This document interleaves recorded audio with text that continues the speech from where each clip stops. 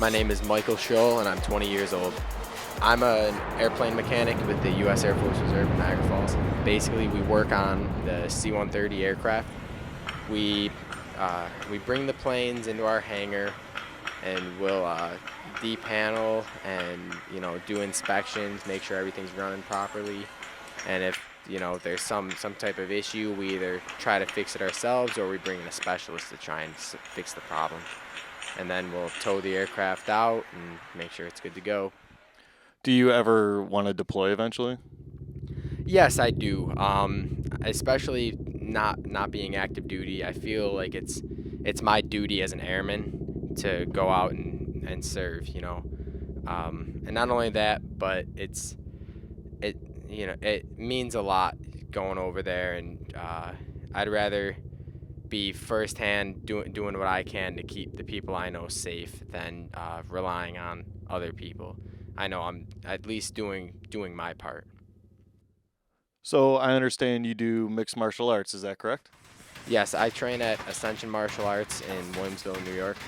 Overall, I've been here for probably about three years. I'm currently 4-1 as an amateur Muay Thai fighter, 3-0 as an amateur MMA fighter, and I'm Brazilian Jiu-Jitsu blue belt. My mom got me into karate right after my father passed away when I was little, just to kind of keep me active and keep me from going down the wrong road in life. And once I started to grow out of that and got more competitive, she got me into boxing, so I joined the community boxing club in Lackawanna. And then from there I started wrestling in high school. And once that stuff started to be, not really pique my interest anymore, a friend of mine found Ascension, and it's just, I fell in love with it immediately. It's crazy. So when I was little, I used to look up to, like superheroes and stuff like that, just because, especially with my dad not being in the picture, I kind of looked to positive influences like that. Like everyone in the gym knows I'm a huge Power Rangers fan, and I used to love watching those guys because it was every episode was them doing community service and then stopping bad guys from like harming the environment or hurting innocent people. And those were the kind of people I looked up to now, or back when I was a kid. And now I look up to good people, like my coaches are people I hold very high regard.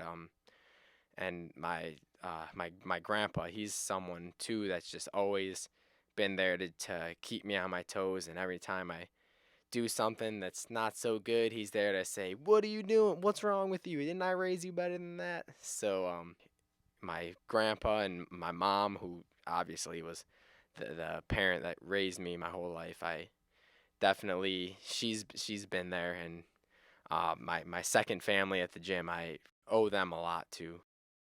Do you remember your very first fight? Yes, I do. I'll never forget it. I was very anxious. It was, I wouldn't say nervous, but I was really nervous, but not in a bad way.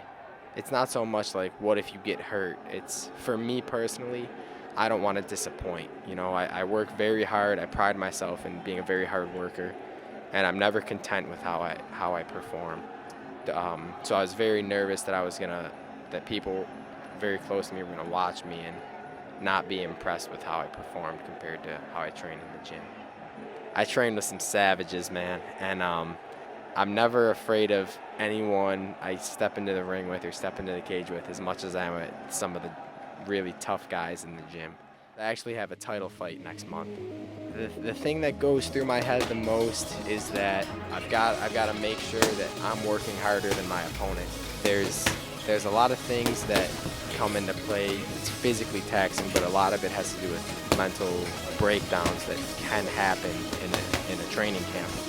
And you just have to keep a positive attitude, and anytime you start to get down on yourself, I just think about my opponent and think, man, they're probably not giving up on this push-up, or they're probably running faster and harder than I am, and there's no way I can let someone be better physical condition than me or have better techniques. So I just try to stay as motivated as I possibly can and just keep a positive attitude.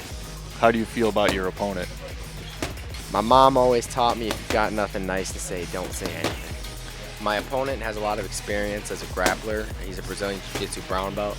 So the goal is to keep the fight on the feet and beat him with my striking. This is something that I love so much, and I really aspire to become great.